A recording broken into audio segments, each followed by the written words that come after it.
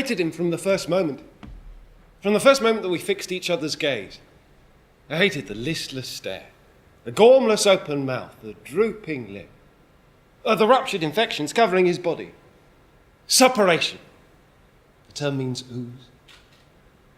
He oozed, exuded, dribbled from every pore. My son. From the first moment that I looked down and saw him already attached to my wife, already sucking away, draining her, and she, who had made her feelings about the sucking of body parts very clear to me before, she had changed. Become a mother, her face radiant, as if nothing invasive or grotesque were taking place. And I waited for it.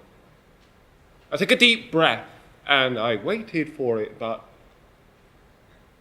there was no sudden rush of filial affection. There was no feeling that we as a family were finally complete. I found it neither natural, nor fulfilling, nor beautiful, nor fair. And you can think what you like, but that's the truth. We never really talked about trying. Oh, we both had such fucked up childhoods that it never seemed like a natural step. Instead, we'd simply become each other's secrets. Well, she chose me, and I felt chosen. But who chose him? Well, I read once that the simple act of taking care of another living creature, especially when you don't want to, is transformative. What total bullshit. Sometimes when I'm holding him, I imagine what might happen if I let him slip through my arms. If he banged his head, cracked his skull, and swamped the pre-existing pool of his own piss and shit with bits of brain and blood. And sometimes I find myself leaning against a wall, fighting the urge to ask, what about us? Where did our lives go?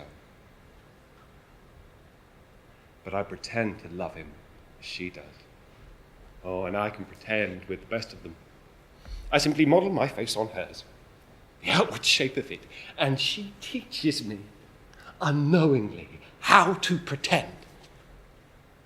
And he who I hate, is now the only secret I have left.